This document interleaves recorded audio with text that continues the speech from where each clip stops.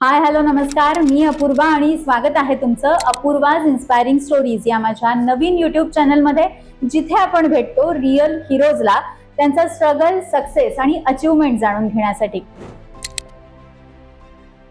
सीमा, तू म्हणाली की बायका येत होत्या, जात होत्या, फक्त बसत होत्या, ऐकत होत्या. मग ह्याच्यावरती पर्याय म्हणून काय केलंस? मी सांगत होते की कपचा पर्याय कसा आहे वगैरे वगैरे, परंतु प्रोडक्ट पर्यंत किंवा ते जे कप आहे त्यापर्यंत बायकांना पोचायला पर्यायच नव्हता. आणि होता पर्याय जो ऑनलाईन होता तो बराच महाग होता, जे 1,500 2,000 असं काहीतरी किमती दिसायच्या. आता सर्वसाधारण स्त्रीला 1,500 आणि 2,000 म्हणजे एक मोठी किंमत असते.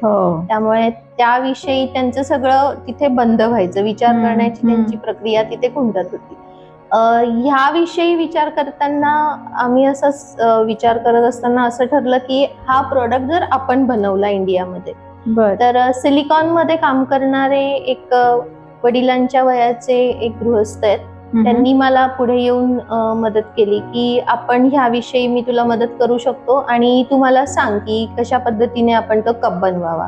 तर एक तोपर्यंत साधारण असं होतं की इंडियातले किंवा भारतातले जे काही मॅन्युफॅक्चर होते बोटावर मोजण्यातले, त्यांचे कप्स मला ऍज अ सॅम्पल म्हणून तुम्ही वापरा आणि तुमची काय प्रतिक्रिया आहे त्याविषयी तुम्ही कळवा, असे मी 3-4 वेगवेगळ्या कंपनीचे कप्स तोपर्यंत वापरले होते. तर प्रत्येक कप मधली जी चांगली गोष्ट होती ती आम्ही घेतली आणि त्या पद्धतीने आम्ही डिझाईन करून एक कप तयार केला 2017च्या फेब्रुवारीमध्ये. आणि योगायोगाने आम्ही ते ज्या किमती होत्या, ज्या 1000च्या पुढे होत्या, त्या आम्ही ठरवलं होतं की मला त्याची 50% कमी किंमत हवी. आणि जे आम्ही बनवलं त्याची किंमत आम्हाला साधारण 555च्या किमतीत, त्या याच्यामध्ये आम्हाला ती योग्य रीतीने आम्हाला ती लोकांपर्यंत पोहोचवण्याची एक योग्य किंमत वाटली.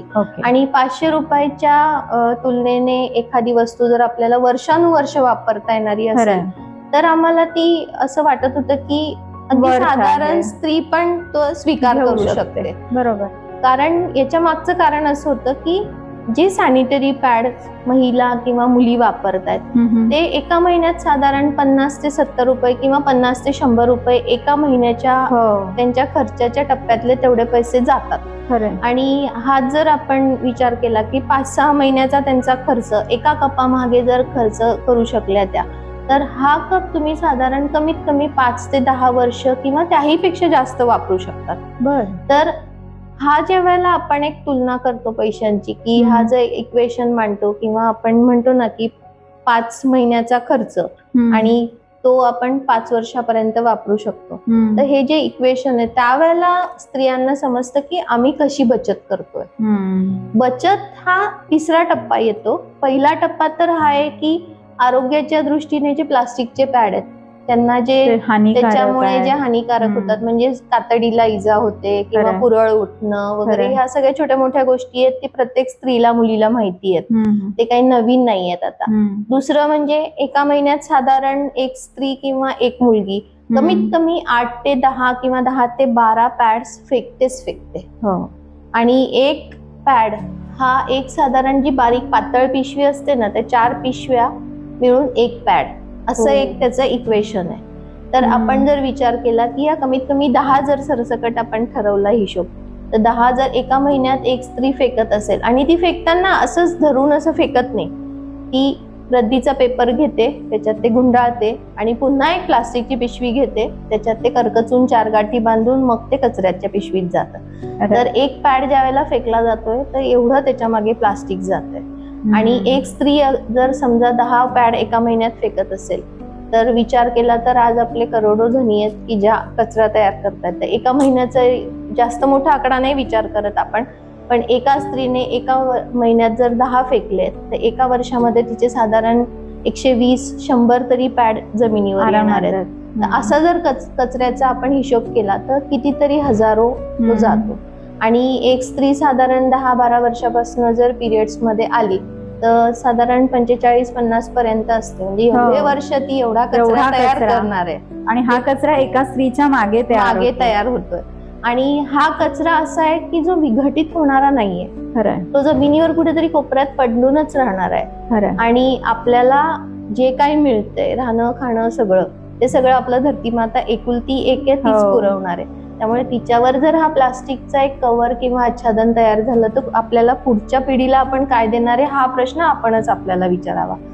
तर हे ज्या वेळेला सगळं चालू होतं त्यावेळेला कपचं जो आम्ही डिझाईन केलं तर तो आम्हाला असं वाटलं की आम्ही ज्या वेळेला स्त्रियांना सांगतोय तर ज्या वेळेला हे प्रोडक्ट आमच्या हातात असणार आहे आणि समोर मला जे ऐकतायत त्यांना जर हा प्रोडक्ट हातात घेऊन बघून पारखून जर त्यांना इच्छा झाली वापरावी तर हा त्यांना सोयीस्कर पर्याय असणार आहे.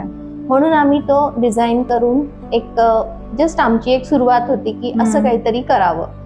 तर ह्या पद्धतीने आम्ही त्याचं उत्पादन किंवा त्याचं प्रोडक्शन सुरू केलं. बर, मग पुढे ह्याचा प्रवास किंवा अजून तुम्ही ह्या कपला काही व्हेरिएशन्स आणले असतील किंवा कप आता सगळ्यांनाच वापरता आला का, किंवा मग कुणी असं कधी म्हटलं का की ताई आम्हाला कप नको, दुसरा काही पर्याय आम्हाला तुम्ही देता का? कारण शेवटी एखादी गोष्ट आपण आपल्या शरीरामध्ये इन्सर्ट करतो, सो ते प्रत्येकालाच तेवढं कम्फर्टेबल असेल असं नाही. कारण ज्या मुली आता नुकत्याच वयात आल्या असतील सो मग ते त्यांच्यासाठी मुळातच पिरियड हा एक टास्क असतो आणि मग त्याच्यातून असं काही करण्यापेक्षा मग आणखीन काही पर्याय ह्याच्याकडे तुम्ही वळालात कसं? फक्त कप, मेन्स्ट्रुअल कप किंवा मी त्याला मराठीत एक साधं सोपं नाव दिलंय ऋतू कप. कारण मेन्स्ट्रुअल कप म्हणताना बऱ्याच जणांची जीभ अडखळते, त्यामुळे ते भलतंच काहीतरी येण्यापेक्षा एक मराठी माणसाने दिलेलं मराठी नाव.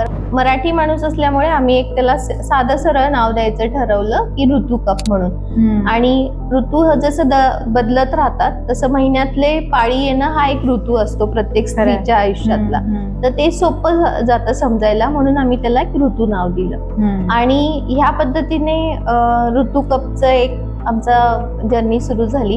परंतु ऋतू कप विषयी सांगताना बरेच प्रश्न असायचे स्त्रियांच्या मनात की हा कप कसा वापरायचा आहे. तो शरीराच्या आत टाकणं एक भीतीदायक प्रकार होता, पण त्यांना तो एकदम सोप्या पद्धतीने आपलं शरीर रचना समजवून वगैरे हे मी त्यांना सांगू शकत होते. कारण मी स्वतः वापरलेला असल्यामुळे माझा एक्सपिरियन्स किंवा माझा अनुभव मला त्यांना सांगायला सोपा पडत होता.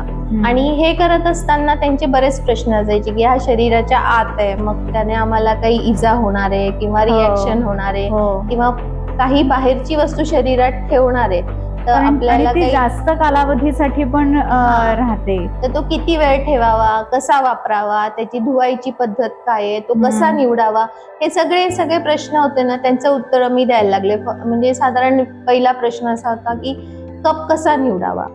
तर कप निवडायचा कसा म्हणजे तर कपचं मटेरियल काय आहे हे तुम्ही चेक करा. शरीरात ठेवण्यासाठी सिलिकॉन हा एक पर्याय आहे. सिलिकॉनचं मटेरियल योग्य म्हटलं जातं, त्यामुळे सिलिकॉनने बनलेलाच कप आपण निवडावा.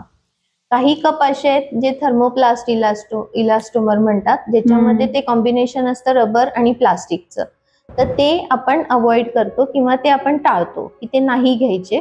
आणि त्या पद्धतीने निवडायचं कसा, ते मटेरियल चेक करायचं, परत कप कुठल्या आकाराचा वगैरे त्याने तसं काही भलता फरक नाही पडत, कारण आपला योनी मार्ग जो असतो तो लवचिक असतो.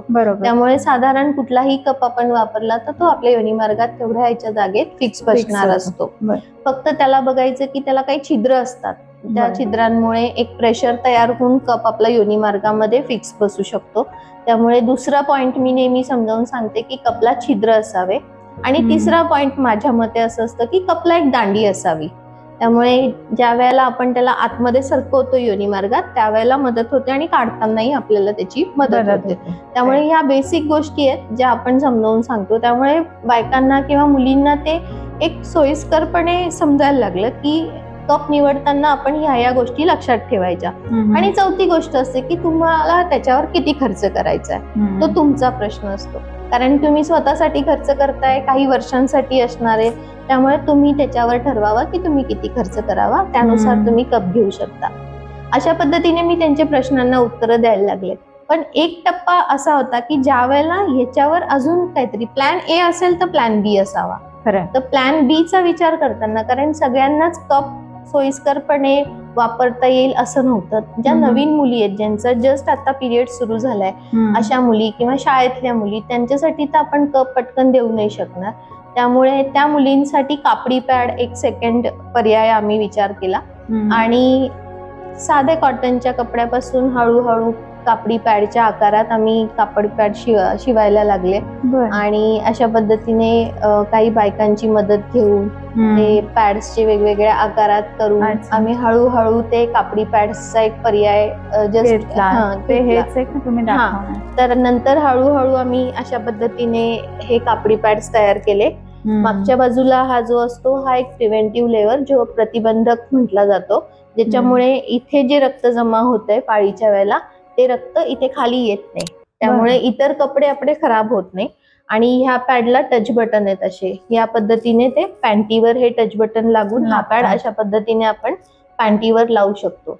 हा पॅड साधारण याच्यामध्ये 2 प्रकार असतात, एक मीडियम फ्लो मध्ये आणि एक थोडासा हेवी फ्लो मध्ये. तर मीडियम फ्लो हा आपला नॉर्मल पाळीच्या वेळेला वापरू शकतो आणि हेवी फ्लो आहे तो रात्रीच्या वेळेला किंवा ज्या वेळेला आपल्याला 4 ते 5 दिवसाच्या टप्प्यामध्ये 1.5 ते 2 दिवस अंगावर जास्त जातं त्यावेळेला हेवी फ्लो वाला तुम्ही वापरू शकता. तर ज्या वेळेला हे असे 4 ते 5चा सेट असतो आपल्याकडे, हा 5 ते 4चा हा सेट आपल्याला कमीत कमी 3 ते 4 वर्ष आरामात वापरू शकतो. कारण हा जो एक पॅड आहे याची आपण धुतल्यानंतर पुन्हा वापरायची जी एक कॅपॅसिटी आहे ते साधारण आपण म्हणतो ना की 100 ते 120 वेळा आपण हा एक पॅड आरामात धुवून वापरू शकतो. आणि त्याची एक विशिष्ट पद्धत आहे. हा पॅड ज्या वेळेला रक्ताने भरतो किंवा आपण 4 ते 6 तासानंतर जेव्हा हा पॅड धुवायला टाकतो तर हा धुवायची एक विशिष्ट पद्धत अशी आहे की हा पॅड आपण छोट्या बादलीत किंवा मग्ग्यामध्ये थंड पाण्यामध्ये भिजू घालावा. हा थंड पाण्यात त्याच्यासाठी भिजू घालावा की हे जे रक्ताचे डाग आहेत ते थंड पाण्यामध्ये मोकळे होतात. गरम पाणी कधीही वापरू नये, कारण गरम पाण्याने हे आपले घट्ट डाग जे असतात रक्ताचे ते घट्ट होतात. त्यामुळे थंड पाण्यात भिजू घातल्यानंतर 10-15 मिनिटांनी यात जे रक्त जमा झालंय ते मोकळं होतं आणि हा पॅड स्वच्छ होतो. त्यानंतर याला हलक्या हाताने साबणाने धुवावा. फक्त याला ब्रश नाही लावायचा किंवा ते दगडावर घासायचं नाही.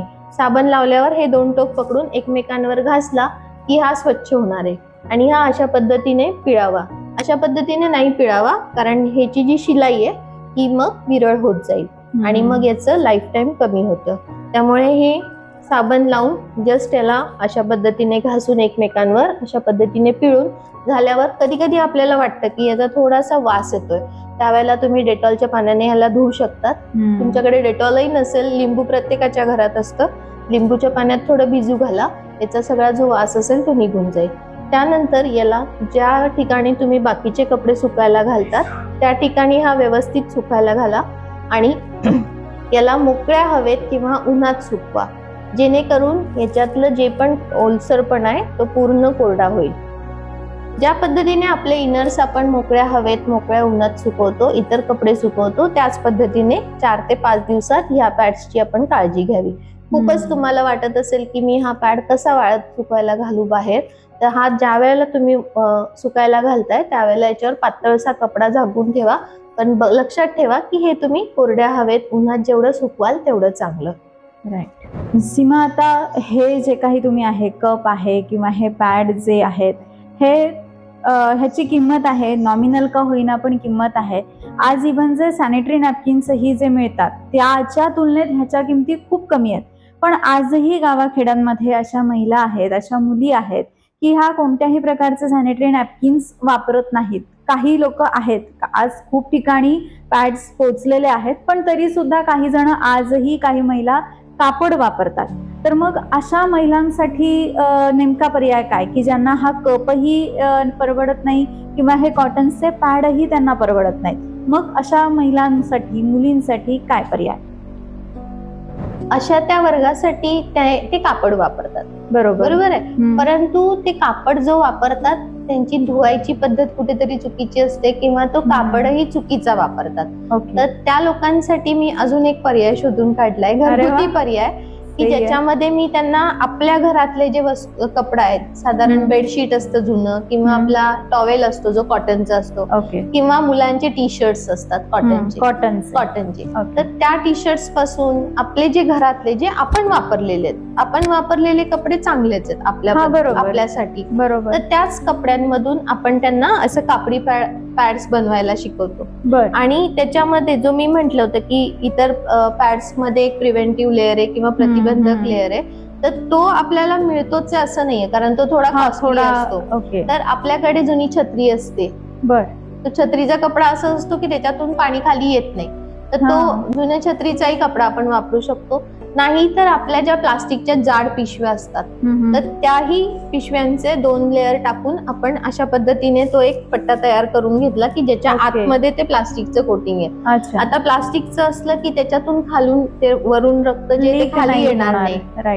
तर अशा पद्धतीने हा पट्टा करून घेतो आम्ही.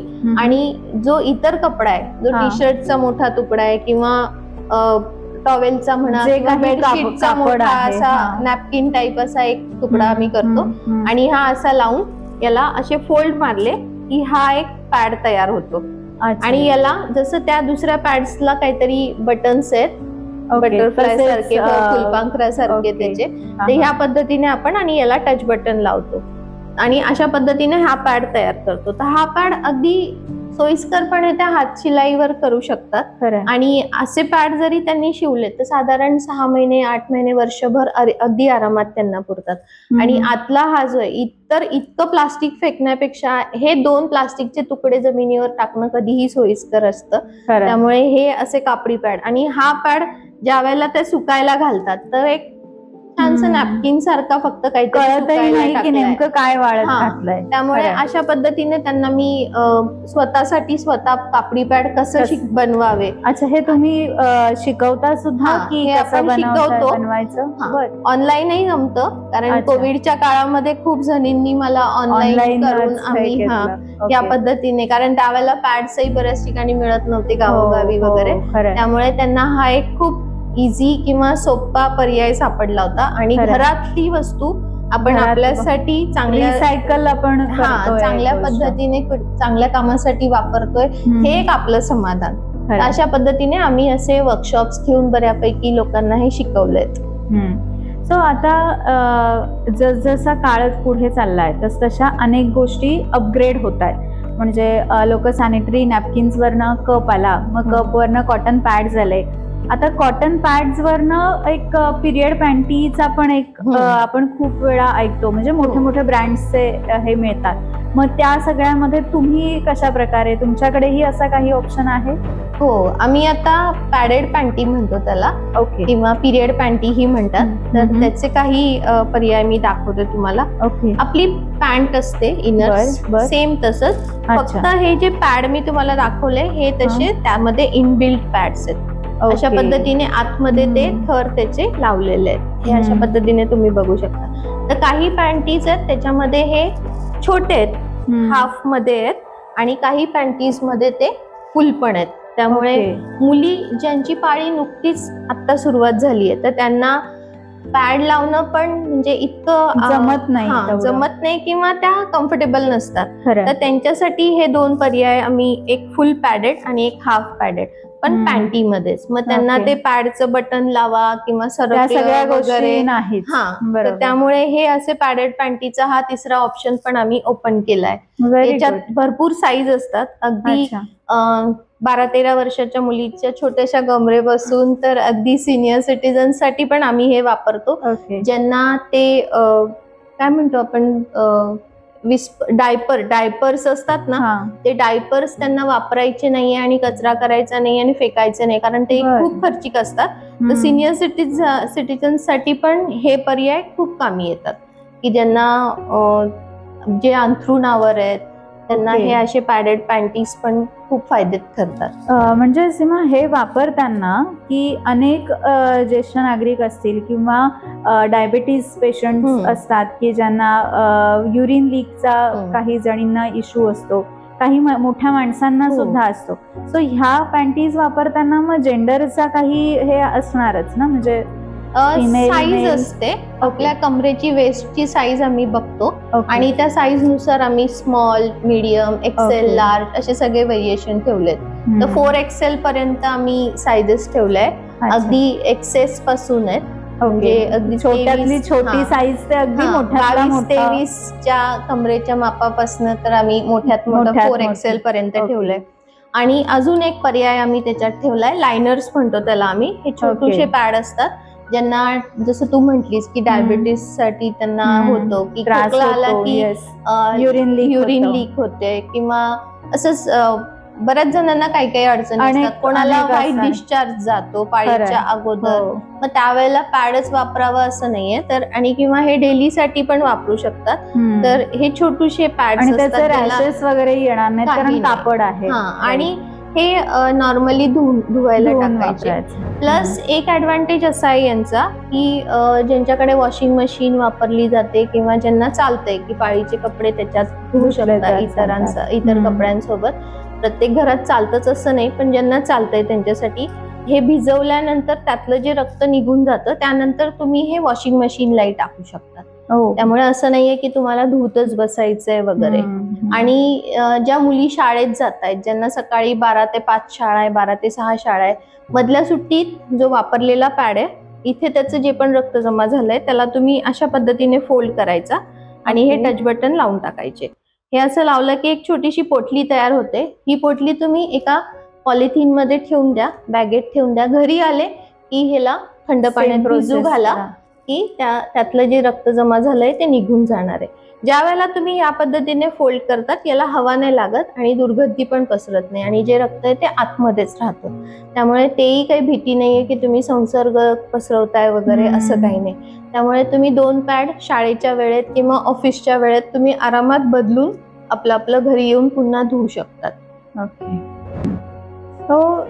सीमा, एक सर्वसामान्य गृहिणी होतीस तू आणि आज हा स्वतःचा तुझा ब्रँड आहे. ऋतू कप आणि ऋतूचे सगळे हे प्रॉडक्ट्स जे तू मला दाखवलेस, तो आज मागे वळून बघताना काय वाटतं, कसं वाटतं? म्हणजे एक स्वप्न कुठेतरी साकारलंय आणि मागे वळून बघताना खरंच फक्त ती मिसेस खंडाळे किंवा 2 मुलांची आई एवढी ओळख देऊन खाली बसणारी आज मी तासनतास माझ्याविषयी बोलू शकते. हे जे कुठे अचीवमेंट आहे किंवा ही एक वेगळी माझी ओळख किंवा आयडेंटिटी म्हणून हे असं बघितल्यावर स्वतःला मी खरोखर असे खूप भारी वाटतं. आणि एक याच्या मागे मी म्हणेन की माझ्या फॅमिलीचा सपोर्ट तो खूप महत्वाचा असतो. कारण ते नसतं तर मला नाही वाटत मी 20 वर्षानंतर MSW करून काहीतरी अचीव करू शकले असते. हा जो विषय आहे म्हणजे फिमेल हायजीन वरती खूप घरांमध्ये बोललंही जात आजही. म्हणजे आज आपण इतके प्रगत झालो, इतकं ऑनलाईन आपल्याकडे सगळं आहे, पण खूप वेळा असं होतं की टीव्ही वरती नॅपकिन्सची ऍड लागल्याच्या नंतर ती ऍड स्किप करून आपण दुसरं चॅनल बघण्याचा प्रिफर करतो. का तर आपण आपल्या आई वडिलांबरोबर बसलोय, आपली मुलं आपल्या सोबत आहेत, माझा नवरा बाजूला आहे, मग ते कुठे लावू. म्हणजे आजही आपण प्रगत आहोत, पण वैचारिक दृष्ट्या कुठेतरी या बाबतीमध्ये थोडंसं मागे आहोत असं मला वाटतं. पण अशा परिस्थितीमध्ये एक महिला, म्हणजे तुला 2 मुलंच आहेत, म्हणजे तू मेजॉरिटी इज मेल कॅटेगरी आहे घरामध्ये, आणि अशा परिस्थितीमध्ये मेन्स्ट्रुअल कप बनवणं किंवा ते पॅड्स, ऋतू पॅड्स आणि ऋतू कप म्हणून हे सगळा ब्रँड म्हणून एक स्वतःला एस्टॅब्लिश करणं, मला असं वाटतं हे बाकी किती चॅलेंजेस येतील जातील त्याला आपण सॉर्ट करू शकतो, पण जे एक मानसिक किंवा भावनिक दृष्ट्या जवळचं आहे हे एका महिलेच्या बाबतीत, सो तिथे तुला हा सपोर्ट कसा मिळाला घरातनं?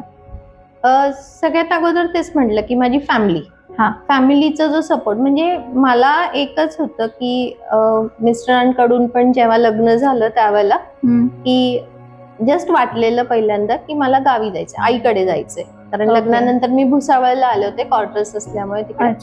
तर मी जस्ट विचारलेलं की मला धुळ्याला जायचंय.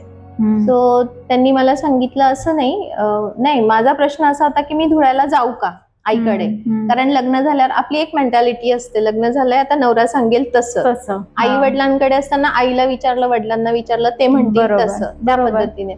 तर लग्नानंतर मी मिस्टरांना विचारलेलं की मला धुळ्याला जाऊ का असं करून. ते म्हटले तसं नसतं, तुला जायचंय ना, तू फक्त मला सांग की जातीये. ओके. तर त्याच्या मधून असं झालं की तू फक्त सांग की मला हे करायचंय. मग त्याच्या मागे असं असतं की तो तुझा डिसिजन आहे आणि तू पूर्ण करणार आहेस, म्हणजे माझी साथ आहे तुझ्या डिसिजनला, असं. आणि तू डिसिजन घे, म्हणजे तू डिसिजन घेतला की ते तुला पूर्ण करण्याची जबाबदारी येते. अशा पद्धतीने ते कुठेतरी ते रुजवण्यात आलं होतं आणि तेच मी माझ्या पुरांपर्यंत दिलंय की तुम्हाला जर हे शिकायचंय फील्ड तर तुम्ही ते डिसिजन घ्या आणि त्याच्यात तुम्ही उतरा. असं कधीच नाही झालं की तुला 12वी नंतर सायन्स घे रे किंवा तुला हे कर रे, असं आम्ही कधीच नाही टाकलंय. तू सांग आणि तू त्याच्यात चालत राहा, आम्ही तुझ्या सोबत आहोत. तर हे जे होतं ते कुठेतरी मला फॅमिलीची साथ होती. लग्नाच्या 20 वर्षानंतर ज्या वेळेला मी MSW करायचा विचार केला त्यावेळेलाही तेच होतं की माझा मुलगा 12वीचा अभ्यास करत होता, मी माझा MSWचा. त्यावेळेला आम्ही दोघं सोबत अभ्यास करत होतो. असं ते फॅमिलीशी सगळं एक कनेक्टिव्हिटी असं चालू होतं. आणि जेव्हा पण माझं हे अवेअरनेस सेशन्स म्हणा किंवा कॉलेजेसमध्ये जा किंवा कुठल्या गावी जा, तर लहाना माझा बऱ्यापैकी माझ्यासोबत जास्त राहिलाय. तो माझा बेस्ट फोटोग्राफर पहिल्यापासून आहे. आणि त्यामुळे ते असं घरातून जे पण एक असतं ना, आपण म्हणतो ना, शब्दात नाही सांगतात त्याला, पण त्यांची साथ कायम अशी नकळतपणे आपल्या सोबत असते. आणि याच्यावर तर मला अजून सांगावंसं वाटेल की फॅमिली असतेच, प्रश्नच नाही, पण तुमच्यासोबत तुमचा जो मित्रपरिवार असतो ना, तो ज्या वेळेला तुम्हाला एक सपोर्ट देत असतो किंवा जे पर्याय सुचवत असतो, आता हे पण जे काही आहेत ऑप्शन्स, तर हे कुठून तरी मैत्रिणींकडनं किंवा मी NGO सेट करणं हे माझ्या मित्रांनी मला सांगणं की फक्त तू आई म्हणून न थांबता कुठेतरी स्वतःची एक ओळख सुरू कर. त्यावेळेला माझ्या एका मित्रानेच मला मेल पाठवलेला आणि सांगितलेलं घरी जाऊन वाच, तुला मेल केलाय तो ऑप्शन ओपन कर आणि त्याविषयी विचार कर. त्यावेळेला माझं NGO, मग त्यावेळेला असं होतं की मी NGO कसं सेट करणार आहे, मला तर काही येत नाही. पण त्यावेळेला ते NGOचं जे बीज रोल होतं ते मित्रानेच रोल होतं. त्यामुळे मी नेहमी म्हणते की माझ्या प्रत्येक टप्प्यामध्ये माझी जेवढी फॅमिली माझ्या सोबत आहे तेवढीच माझ्या मित्रमंडळींची साथ आहे मला, की ज्यांच्यामुळे मी एक एक टप्पा हळूहळू पुढे पुढे सरकत अगदी यशस्वीपणे ती पार पाडतीये. व्हेरी गुड सीमा. सीमा, आता ज्या काही महिला किंवा जे काही कुटुंब आता आपला हा व्हिडिओ बघतायत, तर असंही काही जणींच्या मनामध्ये येऊ शकतं की जसं ताई तुम्ही हा कप बनवलात, बनवण्याच्या प्रोसेसमध्ये किंवा आपण आता म्हटलं की हे जे पॅड्स आहेत, कॉटन पॅड्स, हे सुद्धा आपण पण घरी बनवू शकतो. तर मग आम्हाला पण असं काही करायचं असेल तर मग त्या डिरेक्टली येऊन तुमच्याशी संपर्क करू शकतात किंवा तुम्हाला येऊन भेटू शकतात आणि एक व्हॉलंटरली समोरनं येऊन काम तुझ्या ह्या संस्थेसाठी पण त्या जोडू शकतात, बरोबर? अशा याच्यामध्ये आपल्याकडे काही पर्याय आहेत, जसे काही एक हे असतात ना, प्रोजेक्ट्स असतात ना, जसं मी म्हटलं की हे हाताने कापडी पॅड आपण त्यांना शिकवतो, तसेच काही हे जे कमर्शियल पॅड्स आहेत किंवा हे जे प्रॉपर मशीनने शिवलेले पॅड्स मी दाखवले, तर असे सेमी स्टिच पण असतात आपल्याकडे. की फॉर एक्झाम्पल मी त्या गावात नाहीये, पण तिथे जर मला कोणी व्हॉलंटियर म्हणून जर काम करायला तयार असेल आणि त्यांना हा पर्याय तिथल्या लोकांसोबत जर शेअर करायचं असेल किंवा त्या लोकांना समजावून सांगायचं असेल आणि त्यांच्याच स्वतःच्याच याच्यावर त्यांना जर हा प्रोजेक्ट चालवायचा असेल तर सेमी पॅड्स पण आपण देतो. ते हाफ पद्धतीने शिवलेले असतात आणि मग त्यांच्याकडे आपण त्यांना जशी रिक्वायरमेंट असते किंवा त्यांना जसं ऑर्डर्स येतात तसं ते पुढे ते देऊ शकतात त्यांना. आणि त्या स्वतः त्या वापरत असल्यामुळे त्यांचा अनुभव त्यांच्या पाठीशी असतो, त्यामुळे समोरच्याला सांगताना त्यांना अजून चांगल्या प्रकारे सांगितलं. तो विश्वासावर विश्वास पुढे चालतो ना, तर तो तसं पुढे जात राहतो. त्यामुळे ज्यांना कोणाला असं वाटत असेल की आम्हाला पण यात येऊन थोडंफार हातभार लावायचा आहे किंवा आम्हाला यात काम करायचंय पुढे, तर अगदी मोस्ट वेलकम. खरं. तो आता आपण ऐकलं बघितलं की सीमा खंडाळे यांनी एका गृहिणीपासून ते एका सेवाभावी संस्थेच्या त्या सर्वेसर्वा आहेत. शिवाय त्यांनी स्वतःचा ब्रँड इंट्रोड्यूस केलेला आहे.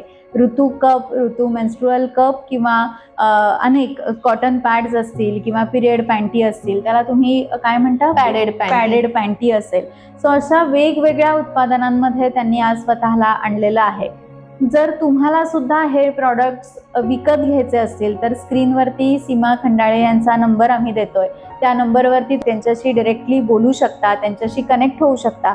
जर तुम्हाला व्हॉलंटरीली काही काम करायचं असेल, तुमच्या गावात काही काम करायचं आहे, तुमच्या शहरामध्ये, तुमच्या विभागात तुम्हाला हे काही काम सुरू करायचं असेल, तर तुम्ही नक्की आमच्याशी आणि सीमाताईंशी संपर्क साधू शकता. आमच्या दोघींचेही नंबर आम्ही ह्या स्क्रीनवरती देत आहोत.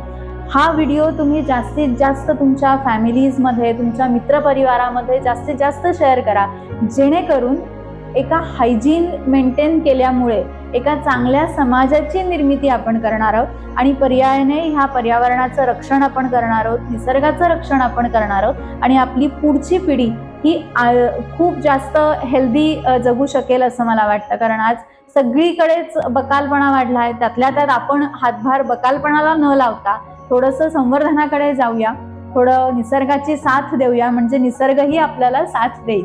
ठीक आहे सीमा, तुम्ही आज इथे आलीस, इथे खूप छान मनमोकळ्या गप्पा तू मारल्यास, त्याबद्दल खरंच तुझ्या मनापासून आभार. अशीच आमच्याकडे येत राहा, तुझा अनुभव आमच्यापर्यंत असाच नेहमी सांगत राहा. ठीक आहे, थँक्यू, धन्यवाद.